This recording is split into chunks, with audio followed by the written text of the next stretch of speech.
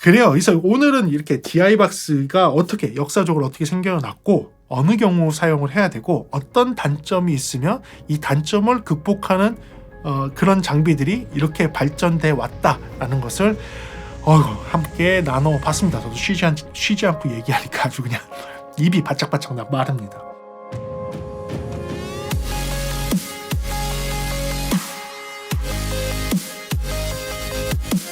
네, 안녕하십니까. 프리비전스 김도원입니다. 오늘은 여러분들과 함께 공부를 하는 날입니다. 네, 예, 좋습니다. 오늘은 음향 공부를 하는 주제로 영상을 찍습니다. 여러분들이 많이 저의 채널에 찾아와셔서 질문도 해주시고 그리고 라이브 방송에 오셔서도 질문해 주셔서 제가 답변을 여러 번 드렸는데 이걸 하나의 주제로 만들어서 영상을 올리게 되면 여러분들한테 조금 더 쉽게 검색해서 찾아보고 DI박스에 대한 궁금증을 풀 수 있을 것 같아서 오늘 그 영상을 찍습니다. 그렇습니다. 바로 이 DI박스. 이 DI박스가 무엇이며 언제 사용을 해야 되며 DI박스를 사용을 했을 때 좋은 점도 있지만 나쁜 점이 있거든요. 그 나쁜 점에 대해서 이야기하면서 그래서 올바르게 여러분들이 쓸 수 있는 그런 DI박스가 될 수 있도록 하는 그런 영상을 찍어볼까 합니다. 그럼 한번 들어볼까요? 좋습니다. 오늘은요 특별히 사마 프로 쪽에서 장비도 대여해 주시고 제가 이런 교육 영상을 찍을 수 있도록 지원도 해주셨습니다. 아무튼 감사드리고요. 오늘 이 영상을 통해서 많은 분들한테 정말 이 DI박스가 어떤 장비인지 알 수 있는 그런 좋은 기회였으면 좋겠습니다. 그래요. DI박스는 다이렉트 인젝션 박스라는 뜻입니다. 이 다이렉트 인젝션 한국말로 풀어서 얘기하면 직접 집어넣는다. 인젝트 한다는 게 집어넣다는 뜻이죠. 직접 집어넣는 박스다. 그러니까 뭔지 모르지만 직접 연결한다는 뜻이 되겠습니다. 원래 태어난 목적은 무엇이냐면 과거에 지금은 아닙니다. 지금은 아니고 지금도 물론 있긴 있습니다. 과거에 전자기타와 베이스 기타는 음향 콘솔에 직접 연결할 수가 없었습니다. 과거에는. 지금은 거의 대부분의 콘솔이 이런 기타와 전자기타와 베이스 기타를 직접 연결해도 문제가 되지 않습니다. 또는 별도 입력을 만들어놨어요. 보통 하이-Z라고 적어놓죠. 하이-Z 해서 하이-Z 인풋을 만들어놨습니다. 하이 임피던스 입력을 따로 만들어놔서 기타를 직접 연결하거나 베이스 기타를 직접 연결하는데 아무런 문제가 없이 해놨고요. 또는 요새 전자기타라든지 베이스 기타가 배터리가 들어가는 애들을 보셨을 겁니다. 통기타도 마찬가지고요. 배터리가 들어가는 방식이라는 건 무엇이냐? 통기타, 전자기타, 베이스 기타에 프리앰프가 내장이 되어 있다는 이야기입니다. 그래서 이런 기타들이 하이 임피던스의 연결로 연결되는 게 아니라 그냥 라인 레벨 신호로 일반적인 임피던스의 라인 레벨 신호로 신호를 보내주는 기타들이 최근에 거의 많이 나오고 있습니다. 그래서 여러분들이 어디에다 연결하든지 아무 문제 없이 쓸 수 있는 거예요. 가끔씩 여러분들 컴퓨터에서 오디오 인터페이스에도 그런 게 써 있습니다. 하이-Z 또는 똑같은 입력인데 버튼이 하이-Z를 누르게 되면 하이-Z죠. 하이-Z를 누르게 되면 기타를 연결할 수 있게 돼 있는 거. 바로 그거예요. 그 하이-Z를 직접 연결할 수 있도록 최근에는 모든 콘솔 오디오 인터페이스가 될 수 있도록 되어 있지만 과거엔 되지 않았던 거죠. 맞아요. 다이렉트 인젝션 박스는 그 당시에 기타, 전자기타, 베이스 기타를 연결할 수 있도록 해서 나온 그런 박스입니다. 자, 이게 왜 필요했었냐? 이게 회로 이론을 좀 배우게 되면 좀 아실 텐데 여러분 장비와 장비에서의 우리의 그 오디오 신호가 교류 신호가 넘어가는 방식은요. 그냥 배터리를 꼽아서 배터리 신호가 그냥 직류 신호처럼 다른 회로로 그냥 넘어가는 그런 방식이 아니에요. 어떠한 연결에서 병렬 연결을 이용을 해서 어떤 회로가 연결이 되어 있는 상태에서 신호를 빼가는 방식입니다. 그래서 볼티지 드롭을 만들어서 이 볼티지 드롭을 통해서 신호가 넘어가는 방식인데 회로 쪽에 계신 분들이 훨씬 더 잘 알겠죠. 자, 여기서 조건이 있어요. 여기서 조건은 무엇이냐? 신호는 어떻게 흐르게 되어 있느냐? 낮은 임피던스에서 높은 임피던스 쪽으로 신호가 흐르게 되어 있어요. 사람들이 반대로 생각하시는데 아니에요. 낮은 임피던스에서 높은 임피던스 쪽으로 신호가 넘어가도록 되어 있어요. 그래서 콘솔의 입력, 그러니까 신호를 받아들이는 콘솔의 입력, 오디오 장비의 입력은요, 보통 높은 임피던스로 되어 있어요. 그래서 마이크와 같이 또는 다른 오디오 장비와 같이 낮은 임피던스를 가지고 있는 애와 출력과 입력을 연결하게 되면 낮은 임피던스를 갖고 있는 출력 쪽에서 높은 임피던스를 갖고 있는 입력 쪽으로 신호가 넘어가는 방식입니다. 그렇게 해서 신호는 넘어가게 되어 있어요. 그런데 문제는 뭐였냐? 과거에 있던 전자기타, 통기타, 베이스 기타의 임피던스는 그 피엔조 방식이라든지 다른 그런 픽업 방식의 회로를 가지고 있었어요. 근데 그 회로가 프리앰프가 내장되어 있는 회로가 아니라 직접적으로 그 회로들을 갖다가 바로 연결할 수밖에 없었는데 그 픽업의 임피던스가 보통 콘솔의 임피던스보다 더 높았어요. 그러니까 신호가 콘솔로 흘러야 되는 게 아니라 콘솔 신호가 역으로 기타로 들어가는 역으로 흐르는 방식이 되는 거죠. 또는 콘솔의 임피던스와 기타 임피던스가 비슷해지면서 신호가 잘 흐르지 않는 그런 상태가 되는 겁니다. 그래서 콘솔 쪽에서 또는 오디오 인터페이스 이런 오디오 입력을 받아주는 쪽에서 레벨을 아무리 끌어올려도 신호가 넘어오지 않는 거예요. 자, 이게 과거에는 항상 이랬습니다. 그래서 이걸 해결할 수 있는 방법이 뭐가 있을까라고 해서 나온 게 이 DI 박스예요. 이 다이렉트 인젝션 박스의 근본적인 원리는 무엇이냐? 하이 임피던스로 되어 있는 입력을 집어넣으면 얘가 임피던스를 어떻게 한다? 로우 임피던스로 바꿔주는 거예요. 임피던스를 낮춰주는 거예요. 예. 임피던스를 낮춰줘서 콘솔에서 이게 연결을 했을 때 신호가 넘어갈 수 있도록 만드는 거죠. 자, 이런 DI 박스가 없었던 시절에는 다들 어떻게 했느냐? 기타하고 기타 캐비넷, 그러니까 기타의 픽업을 직접 연결할 수 있는 기타 박스, 기타 스피커 또는 기타 캐비넷 이렇게 기타 앰프라고 얘기하는 거 있죠? 그거에는 직접 연결할 수 있게 돼 있었어요. 왜냐하면 그 전용으로 나왔으니까. 전자기타, 베이스 기타의 전용으로 나오는 캐비넷 형태로 돼 있는 앰프에다가 연결을 해서 썼었죠. 거기서는 소리가 잘 나오는데 그 신호를 그대로 뽑아갖고선 콘솔, 오디오 장비에 다른 오디오 입력에 넣으면 신호가 들어오지 않는 거예요. 자, 그럼 과거는 어떻게 했을까요? 기타를 치시는 분들이 앰프에다가 연결해주고 그럼 앰프의 소리가 찡 하고 나오겠죠? 나오는 거를 보통 콘솔에서는 마이크를 그 앞에 대고 기타 캐비넷에서 마이크를 대서 그 스피커에서 나오는 소리를 마이크로 픽업하고 그 소리를 콘솔에서 사용을 해서 믹싱을 해서 썼습니다. 이게 어떻게 보게 되면 손실이 되게 많겠죠. 뭐 한 번에 앰프로 거쳐서 거기서 변형돼서 나오는 소리를 갖다가 마이크로 픽업해서 가는 거니까 그것도 마이크가 있으면 그 주변에 있는 소리들도 같이 그 마이크에 수음이 될 수 있지 않습니까? 그런 문제점들이 있었죠.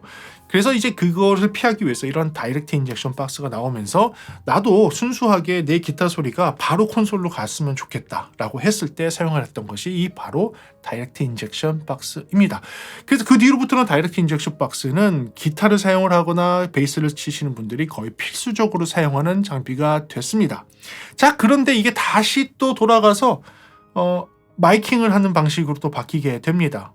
왜냐하면 너무 드라이하게 아무런 앰프, 원래 내가 기타 연주하는 사람들은 기타 스피커에서 나오는 찡하는 약간 노이즈도 섞여 있으면서 지기지기 거리는 소리 나면서 그런 소리를 평소에 듣고 있다가 이게 오디오 콘솔로 바로 넘어가서 들으니까 너무 순수하고 깨끗하고 퓨어하게 들리는 거예요. 이게 더 어색한 거죠. 음악적인 느낌이 조금 덜한 거죠. 그러면서 DI 박스가 있음에도 불구하고 기타 캐비넷 또는 기타 스피커에서 나오는 소리를 마이킹해서 뽑는 것을 아직도 계속 사용을 하고 있습니다. 그러니까 순수하고 깨끗하고 퓨어하다고 무조건 좋은 건 아닌 거죠. 음악적인 면으로 봤을 때에는 그 기타의 톤 그리고 스피커에 연결해서 나오는 그 스피커의 톤이 하나의 악기처럼 된 겁니다. 그러니까 일종의 울림통 비슷하게 된 것이죠. 그래서 그 뒤로부터는 뭐 사실은 뭐 이 DI 박스도 많이 발전을 했었지만 기타 캐비넷에 관련된 것들 또는 기타 앰프라고 얘기하는 베이스 앰프라고 얘기하는 게 뭐 이게 드라이버가 몇 개가 꼽혀 있느냐 몇 인치 드라이버로 썼을 때 소리가 어떠느냐 뭐 이런 것들이 많이 발전을 하면서 서로 DI 박스도 발전을 하고 스피커도 발전하는 단계가 돼서 현재는 DI 박스도 사용을 하고 그리고 앰프들도 발전해서 둘 다 사용하는 그런 모습이 됐습니다. 이게 DI 박스가 생겨난 이유입니다. 자, 이유는 그렇다고 치더라도 그렇다면 이 DI 박스를 아직까지 사용을 하고 있는데 어떠한 이유로 쓰는지 세 가지 정도로 한번 말씀을 드려볼게요. 첫 번째는 지금 설명한 그 내용 그대로입니다. 임피던스가 너무 높은 기타들은 콘솔에 연결했을 때 소리가 잘 전달되지 않는 문제점이 있었습니다. 지금은 아닙니다. 그래서 그 당시에는 그 이유 때문에 DI-BUX를 사용을 했습니다. DI-BUX는 순수하게 안에 트랜스포머가 들어가 있어서 1차 측 코일에 감는 거와 2차 측 코일에 감는 거에 비율을 달리해서 임피던스를 떨어뜨리고 임피던스를 떨어뜨려서 신호가 잘 넘어갈 수 있도록 해주는 그런 방식을 사용을 했던 거죠. 그래서 기타, 전자기타, 베이스 기타들이 콘솔 쪽에 다이렉트로 넘어갈 수 있는 신호를 쓸 수 있도록 바뀌었고요. 그리고 기타 캐비넷 쪽에서는 최근에는 기타 앰프 쪽에서는 뒤에 다이렉트 아웃풋을 아예 만들어 놨습니다. 그래서 이런 콘솔들 오디오 입력 장치들한테 연결할 수 있는 아웃풋 포트를 마련해 놨기 때문에 DI-BUX가 기타 캐비넷 안에 내장됐다고 보셔도 이제는 과언이 아니라고 말씀드릴 수 있겠습니다. 그게 첫 번째 이유고요. 두 번째 사용하는 이유는 무엇이냐? 신호를 밸런스 신호로 바꿔준다는 겁니다. DI-BUX를 잘 보게 되면 기타, 그러니까 전자기타, 그냥 일반 기타, 베이스 기타는 신호 자체가 언밸런스 신호입니다. 이 언밸런스, 밸런스에 대해서는 제가 찍어놓은 영상이 있으니까 이 영상을 한번 보시게 되면 언밸런스와 밸런스의 차이는 이해가 되실 겁니다. 당연히 언밸런스 신호보다는 밸런스 신호가 좋아요. 꼭 그렇게 얘기할 수는 없지만 보통은 좋아요. 네, 보통은 좋은데 이유는 뭐냐? 밸런스 회로를 만들게 되면 노이즈는 제거를 하고 신호는 6dB 상승해서 보낼 수 있는 효과가 있어요. 그래서 신호를 더 강하게 보낼 수 있으면서 노이즈는 상쇄시켜서 없앨 수 있으니까 언제 유리하냐?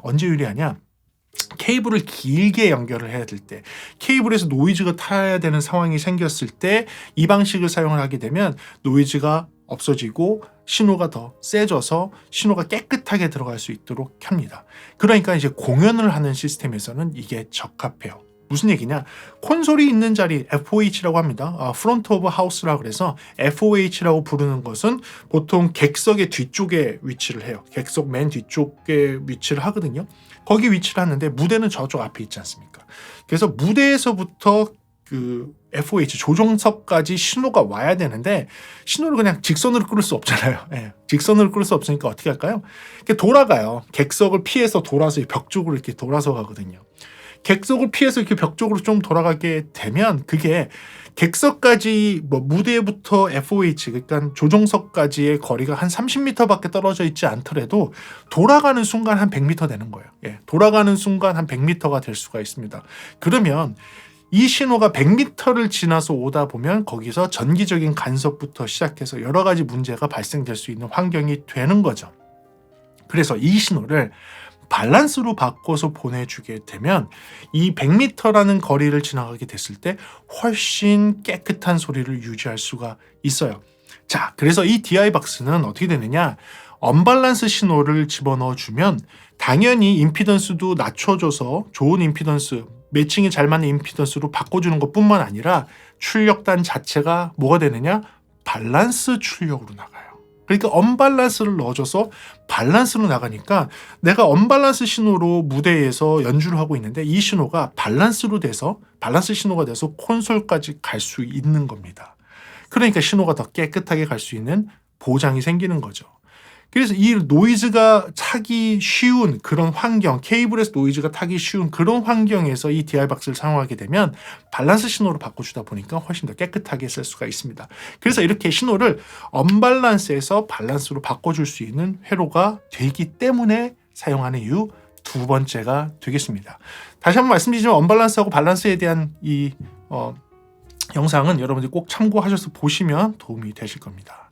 그 다음 세 번째 이유가 무엇일까요? 세 번째 이유는 전기적인 노이즈로부터 보호할 수 있다. 또는 전기적인 노이즈를 제거할 수 있기 때문입니다. 무슨 얘기냐? 여기 뒤 이 버튼들이 조금 있는데요. 여기 버튼들을 보게 되면 여기에 뭐가 있냐면 그라운드 리프트 버튼이라는 게 있습니다. 여기도 그라운드 리프트 버튼이 있습니다. 그라운드 리프트 버튼이 무엇이냐? 기본적으로 얘는 신호를 끊어줄 수 있는 것을 기본 탑재하고 있으면서 그라운드까지도 끊어줄 수 있는 것을 내정하고 있어요. 자, 말씀드리자면 아까도 말씀드렸지만 얘는 보통 디자인이 어떻게 하면 트랜스포머가 안에 들어가 있어서 1차 측 코일이 있고 2차 측 코일이 있어서 신호가 1차 측에서 2차 측으로 넘어가는데 트랜스포머를 통해서 넘어가는 방식이에요. 다시 설명드리면 실제로 신호선이 연결이 됐다 안 됐다? 신호선은 연결이 안 돼 있어요. 코일로 전자기장이라고 해야겠죠. 전자기장을 통해서 넘어가는 방식이에요. 그러니까 물리적인 결합이 돼 있잖아요. 보내주는 입력 신호와 받는 신호가 서로 끊어져 있는 상태예요. 코일만 되어 있지 서로 끊어져 있어요. 그러면 신호선은 끊어져 있잖아요. 그러면 이쪽에서 전기적인 문제가 있고 이쪽에 전기적인 문제가 없을 경우에는 이렇게 연결하게 되면 DI-박스를 연결하는 순간 신호는 붙어 있지가 않은 거예요. 신호가 붙어 있지 않죠. 2번하고 3번이 신호선인데 2번, 3번이 분리되어 있는 상태를 유지할 수가 있는 게 첫 번째예요. 첫 번째. 그런데 접지는 항상 붙어 있어요. 이렇게 연결을 하더라도. 왜냐하면 넣어주는 제가 TS, 그러니까 언밸런스 신호라고 하더라도 접지가 여기 붙어 있게 되고 얘가 접지잖아요. 얘가 접지가 다 돼서 이쪽에 신호 출력 내 보내는 쪽도 접지가 붙어 있어요. 신호선 2번, 3번은 끊어져 있지만 1번의 접지는 붙어 있는 형태가 되기 때문에 접지는 공통 접지가 되고 신호만 끊어지는 방식이 됩니다. 자, 그런데 여러분들 그라운드 루프라고 한번 들어보셨을 거예요. 접지가 잘 되지 않는 환경을 가게 되면 또 무대에서 쓰는 전기의 접지와 아까 얘기한 FOH 조정석에서 쓰는 접지가 별도로 가게 있는 경우 그런 경우 만약에 접지가 연결이 되는 순간 그라운드 루프라는 게 발생을 하면서 접지가 빙빙빙빙 돌고 접지로 빠져나가야 될 신호가 땅으로 빠져나가지 못하고 기기들 사이에서 맴도는 현상을 그라운드 루프라고 합니다. 이 현상이 발생되게 되면 전기적인 노이즈가 타기 시작하고 고주파 신호가 노이즈처럼 들어가거나 아니면 저주파에서 험이나 버즈 소리가 오디오 장비 안에서 울려 퍼지는 약간 그런 느낌의 그런 소리들이 발생을 합니다. 이걸 그라운드 루프라고 하는데요. 이게 근본적으로 생기는 이유는 접지가 다르고 전기가 다른 무대하고 하우스라고 얘기하는 그 FOH 조정석하고가 떨어져 있는 상태에서 별도의 전기 또는 별도의 접지를 쓰는 상황에서 여기가 연결되면 그런 현상이 생길 수 있어요. 또는 영상 장비의 전기가 따로 쓰고 있고 오디오 장비의 전기가 따로 쓰고 있는데 오디오를 영상이 받아야 될 거 아니에요. 그래서 영상에다가 넘겨주는 순간에 전기를 다르게 쓰고 발전차를 다르게 쓰고 있는데 두 개 연결되면서 전기적인 노이즈가 도는 현상, 전이차가 발생되고 그 안에서 도는 현상이 발생이 돼요. 이런 문제들이 생길 때가 있습니다. 그때 이 DI-박스를 쓰는 거예요. 아까 얘기한 대로 DI-박스를 쓰는 순간 뭐가 발생된다? 1차 측과 2차 측의 신호는 코일로 돼 있지 실제로 연결이 안 돼 있으니까 신호선 2번 핀과 3번 핀, 여기에 2번 핀과 3번 핀은 끊어져 있는 상태가 되는 거예요. 코일로. 근데 아까 1번 핀에 접지는 붙어 있다고 그랬죠. 이 접지를 그라운드 리프트 버튼을 눌러서 그라운드를 띄게 되면 1번 핀도 떨어져 있고 2번 핀, 3번 핀도 다 떨어져 있어서 신호가 완전히 분리된 상태가 됩니다. 예. 그러니까 1차 측과 2차 측이 신호가 완전히 분리되어 있는데 오디오 신호만 넘어가는 게 돼요. 접지까지 분리되어 있는 상태가. 그래서 그런 식으로 노이즈를 해결을 하는데 아주 탁월한 효과가 있는 것이 바로 이 DI-박스입니다. 근데 어떤 분들은 그렇게 생각하세요. 그러면 이거 쓰면 모든 노이즈가 다 해결이 되느냐? 그건 아니에요. 아까 얘기한 대로 전이차 아니면 전기의 그라운드 루프가 발생되는 그 현상을 막을 수 있는 것이지 실제로 모든 노이즈를 다 해결할 수 있는 건 아니에요. 뭐 엘리베이터 노이즈를 해결할 수 있습니까? 아니에요. 그런 거 아니에요. 그거는 그냥 공통으로 쓰고 있는 전기에서 엘리베이터 노이즈가 타고 들어와서 삐 하고 소리가 나는 거예요. 그거는 사실 엘리베이터 쪽에서 필터를 달아서 해결해야 되는 문제지 DI-박스를 쓴다고 해서 해결되는 건 아니에요. 이거는 어느 장비와 어느 장비 사이에 연결을 했을 때 발생될 수 있는 전기적인 문제 또는 접지적인 문제를 해결을 하는 것이 바로 이 DI-박스가 되기 때문에 여러분들 최근에 많이 이런 문제를 해결하기 위해서 사용하는 것이 바로 이 DI-박스입니다. 자, 그래요. 그래서 마치 이 DI-박스는 만능인 것처럼 보이시잖아요. 예, 만능인 것처럼 보이지만 사실 만능은 아닙니다. 사실 만능은 아니에요. 이게 단점이 있습니다. DI-박스를 사용을 하면서 생기는 문제점들이 있습니다. 그러면 그 문제점에 대해서 한번 알아보도록 하죠. 먼저는 이 DI-박스에 대해서 구조를 이해를 하시려면 여러분들 아까 설명한 거를 잘 기억하셔야 됩니다. 이 안에는 뭐가 들어가 있다? 트랜스포머가 들어가 있습니다. 트랜스포머가 코일로 감겨 있고 코일로 감겨 있어서 신호가 이쪽에서 이쪽으로 넘어간다 그랬죠. 물론 다른 구조로 되어 있는 DI박스도 있긴 있지만 거의 대부분이 트랜스포머가 들어가서 1차측 코일, 2차측 코일이 감겨져서 신호가 넘어가도록 되어 있습니다. 자, 여기서 문제가 뭘까요? 이 트랜스포머가 문제가 됩니다. 트랜스포머 안에 있는 코일이 문제가 됩니다. 여러분들 코일이 감겨져 있다라고 하면 뭐가 생각이 들까요? 아까 임피던스 매칭 막 했는데 바로 그 임피던스는 다른 말로 하면 뭐죠? 저항이죠. 그리고 이 임피던스, 코일이 감겨져 있는 이 임피던스는 여러분들 그 일반 저항과 그죠? 직류 저항과 임피던스의 차이는 뭐다? 주파수별 저항이 어떻다? 다르다. 그렇죠. 임피던스는 주파수별 저항이 달라지는 게 차이가 있는 거예요. 그래서 트랜스포머라는 게 들어가면요, 모든 게 맞는 처럼 보이지만 트랜스포머가 들어가는 순간에 벌어지는 문제가 있습니다. 자, 첫 번째, 코일은 코일이 감겨져 있고 코일이 감겨져 있는 트랜스포머의 원리는 뭐냐면 1차측 코일과 2차측 코일이 교류의 신호가 있을 경우 넘어가는 거예요. 직류 신호는 1차측에서 2차측으로 넘어가지 못합니다. 교류 신호만 넘어갈 수가 있어요. 물론 교류 신호가 주파수가 올라가면 올라갈수록 잘 넘어가요. 잘 들으세요. 주파수가 높아지면 높아질수록 잘 넘어가요. 주파수가 낮아지면 낮아질수록 잘 넘어가지 못해요. 무슨 얘기죠? 자, 코일이니까 주파수 높으면 잘 넘어간다. 즉 고주파라는 얘기는 소리의 음정이 높을수록, 고음일수록, 저음이 아닌 고음일수록 어떻다? 1차측에서 2차측으로 잘 신호가 넘어간다는 거예요. 반대로 얘기하면 낮은 주파수, 그러니까 저음은 1차측에서 2차측으로 잘 넘어가지 못한다. 그러니까 이걸 연결하는 순간에 저음은 이쪽으로 잘 못 넘어가는 거예요. 통과가 잘 안 되는 거예요.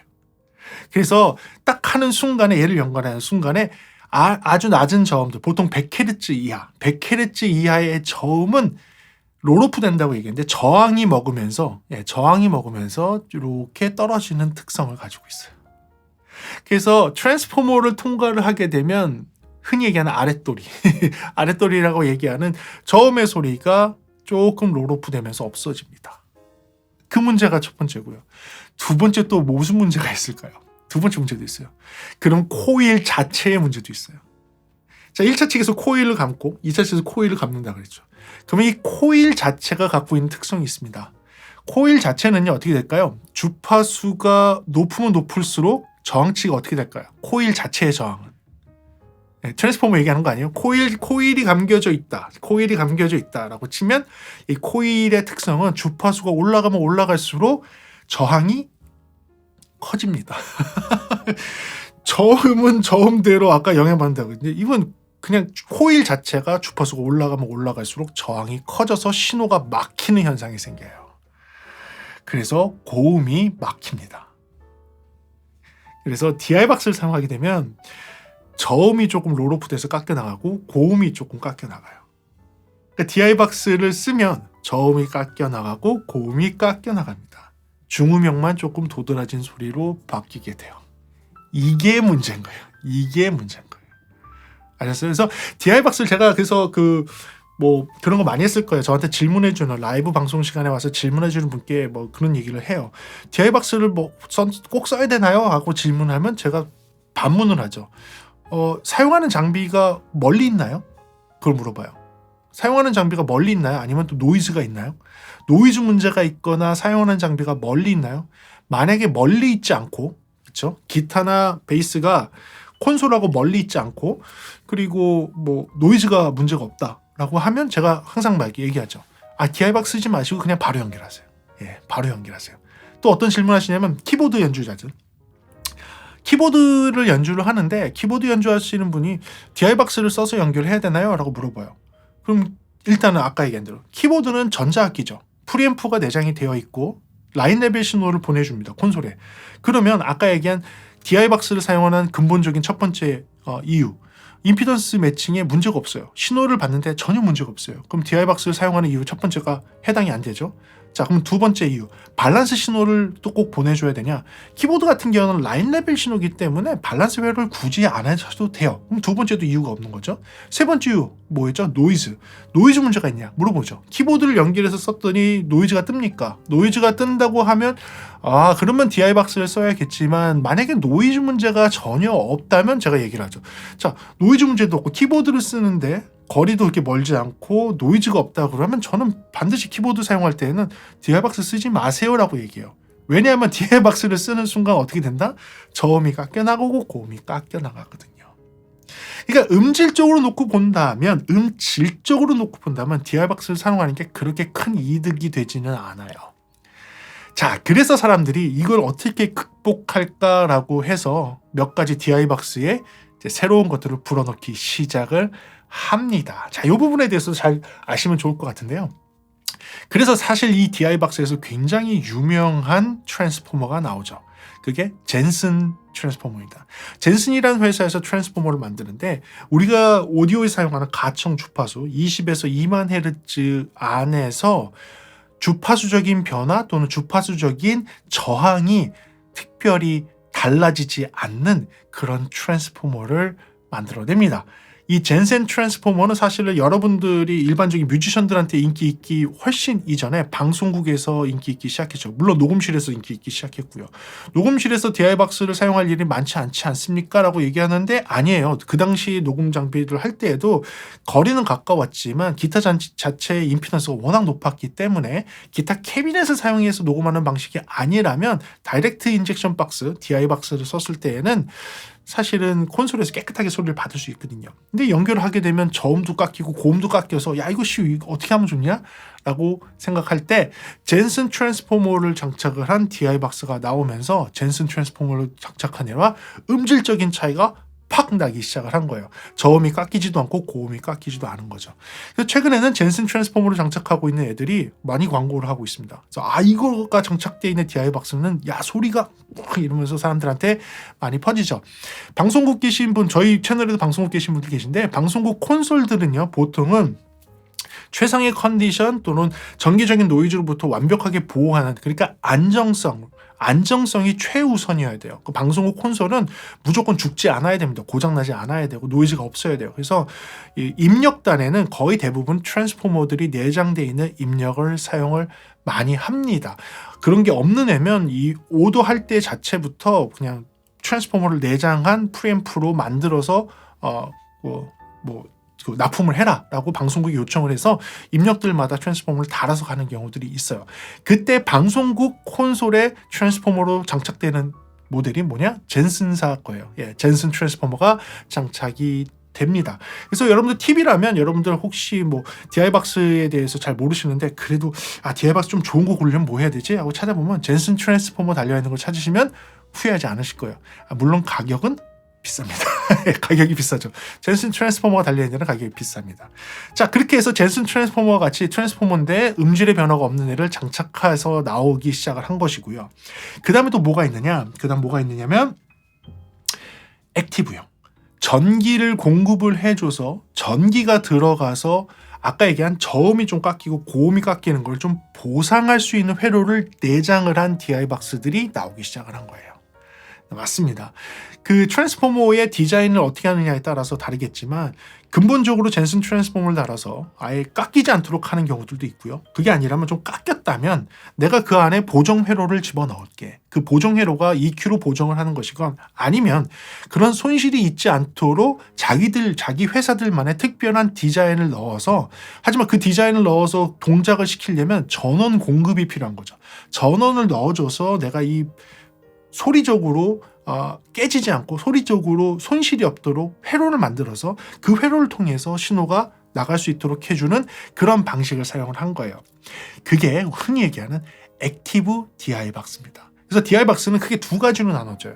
패시브 DI박스, 액티브 DI박스 두 가지로 나눠지는데, 패시브형은 전원 공급이 전혀 필요가 없습니다. 전원 공급이 전혀 필요 없는 방식이 패시브 DI박스고요.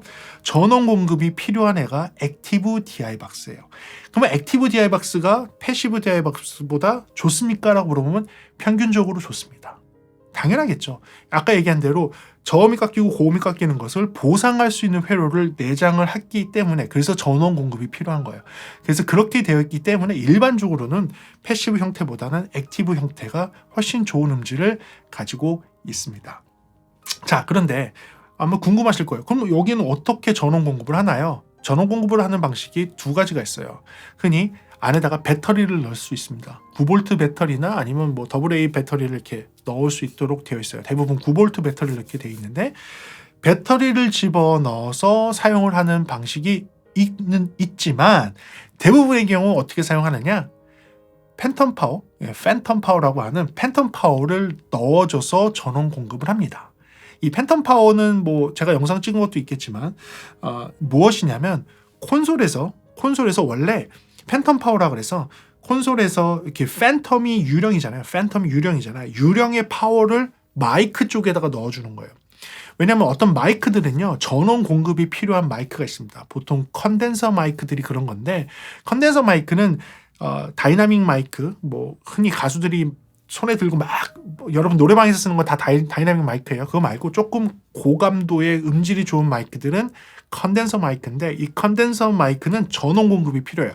이 전원 공급을 팬텀 파워라고 해서 유령의 전원이라고 해서 콘솔에서 버튼을 눌러주면 마이크 선을 따라서 전원을 공급을 해주고, 마이크가 동작하는 가운데에서 나오는 오디오 신호는 똑같은 마이크 선으로 되돌아와서 콘솔에서 오디오 신호를 쓰는 방식입니다. 그렇게 만들어진 게 팬텀 파워인데, DI박스가 연결되어 있는 그 채널에 팬텀 파워를 넣어주게 되면 액티브 DI박스가 전원을 받아서, 그 팬텀 파워의 전원을 받아서 구동을 합니다. 전원이 들어와요. 그래서 배터리 없이도 여러분들 대부분의 90% 이상의 DI박스는 팬텀 파워만 넣어줘도, 배터리를 넣지 않아도 팬텀 파워만 넣어줘도 잘 구동이 되고, 그걸 통해서 DI박스의 역할을 충실하게 수행할 수 있습니다. 그래요. 그래서 오늘은 이렇게 DI박스가 어떻게 역사적으로 어떻게 생겨났고, 어느 경우 사용을 해야 되고, 어떤 단점이 있으면 이 단점을 극복하는 그런 장비들이 이렇게 발전돼 왔다라는 것을 함께 나눠봤습니다. 저도 쉬지 않고 얘기하니까 아주 그냥 입이 바짝바짝 마릅니다. 오늘 영상 도움 되셨을까요? 그래요. DI박스가 왜 생겨났으며 어떤 이유로 사용을 하며, 그리고 어떤 단점이 있는지를 여러분들이 정확하게 명확하게 아신다면 꼭 필요한 장소에만 쓰시고요. 필요하지 않은 데는 굳이 사용하지 마세요. 굳이 사용해봤자 별도의 그냥 회로 하나 더 거쳐서 음질이 나빠지면 나빠지지 더 좋아지진 않아요. 항상 모든 거는요, 음향 장비는요, 무슨 장비를 더 거치면 소리가 더 좋아집니까? 라고 저한테 물어보시면 아니요. 아니에요. 좋아지진 않아요. 어떠한 단점을 극복할 수는 있습니다. 어떠한 단점을 극복해서 좀 더 좋아진 것처럼 들릴 수는 있지만 원음에서는 조금 멀어지는 게 되는 거예요. 항상 그래요. 원음에서 조금 멀어지는 건 회로가 추가되면 추가될수록 원음에서는 멀어집니다. 제일 좋은 거는 회로를 최소화하는 게 제일 좋아요. 뭔가를 프로세서를 거치는 거를 최소화할 수 있으면 최소화해야 돼요. 그렇게 하는데 문제가 없어야 되는 거죠. 이 DI박스는 근본적으로는 문제가 있는 데에 DI박스를 집어넣어서 그 문제를 해결하는 용도로 나온 겁니다.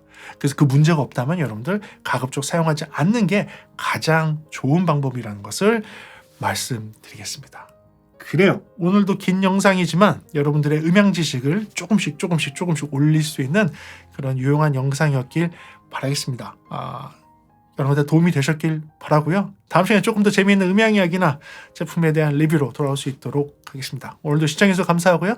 지금까지 프리비전스였습니다. 감사합니다.